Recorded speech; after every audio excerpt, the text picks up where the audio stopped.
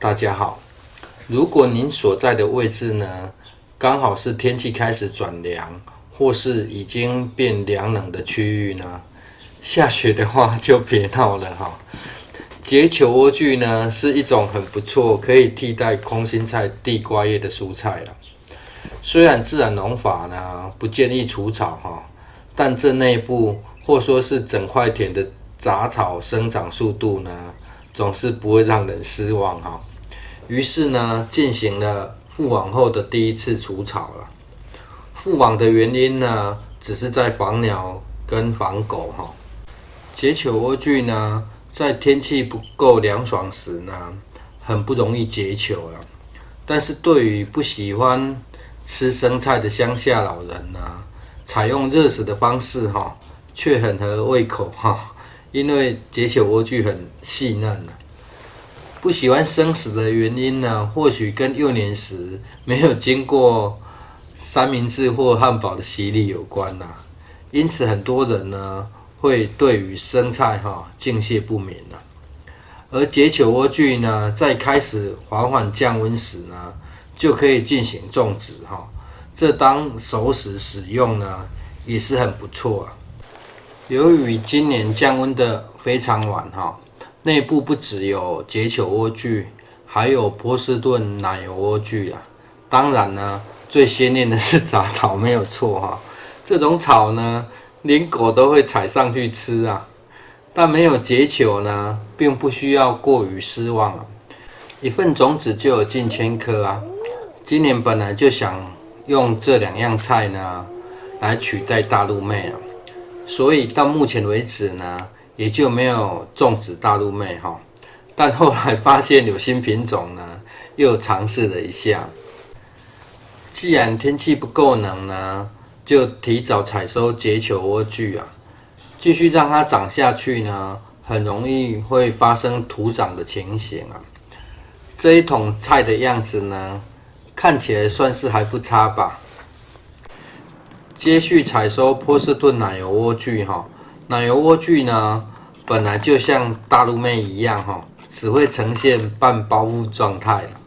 不过呢，既然是要当替代性蔬菜哈，就不用客气了，也就开始进行采收哈。有点强词夺理的味道吗？自己也有这种感觉哈。不过呢，本来结球莴苣其实还有一种品种呢，是不会结球的啦。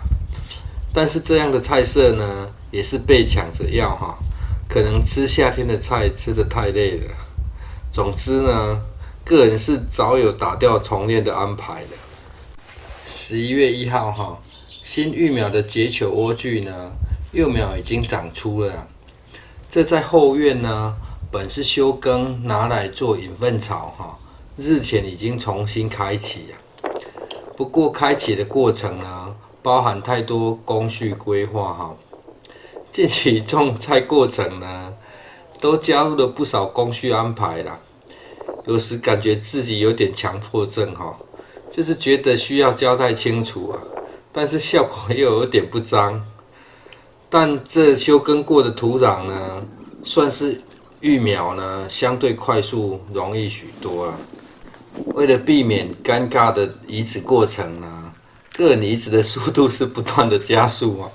毕竟要在从农几十年的人面前呢示范种菜哈，心里总是有点疙瘩，有点像是突然被叫上台解题的学生一样哈，完全是戒慎惶恐的感觉啊。不过幸好个人时常种一些家庭不常种的品种啊，多少还是可以化解掉一些尴尬哈。但活到老学到老的精神呢，完全显现了。没种过的菜呢，完全还是一份好奇心哈，真的是很不错的心态。以下对话呢，就充当农村日常哈，就暂时不多说明，混个时间好了。可是紫色的卡，我都唔捌看紫色的。对啊，就讲恁兜可是那生起来那么长的呢，生起来那么长的呢。长的呀。系啊，那看起来那菜刀啊安尼呢。安尼啊。对啊，看紫色的。冇迄啥，冇这种嘛有金的。我种大张，哎，我袂记。来上上，哎，咱们自己种。我迄土地啊大一点。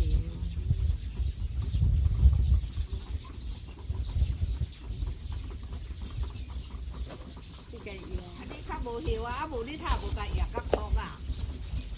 土啊栽啊。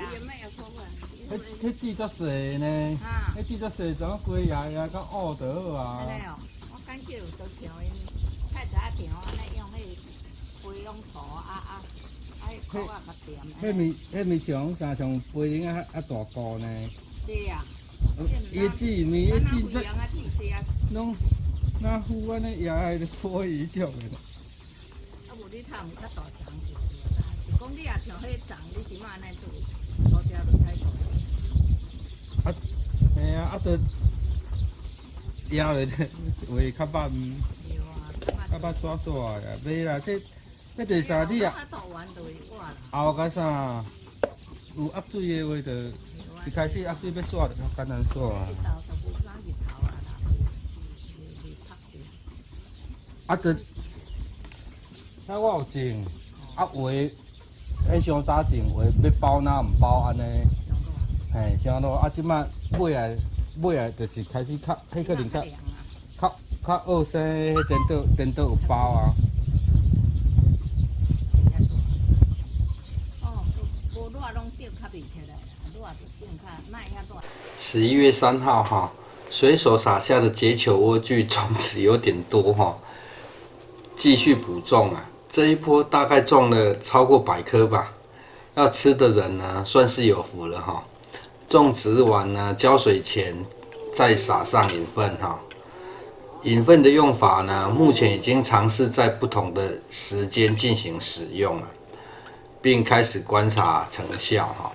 气温在10月底开始有明显的降温后呢，奶油莴苣的气色哈算是好了许多了，不再有徒长的现象哈。中间被偷拔的过程呢，既然有人觉得这样的过程说明不为妥当，那就略过了。补种下的结球莴苣呢，正式进入结球状态哈。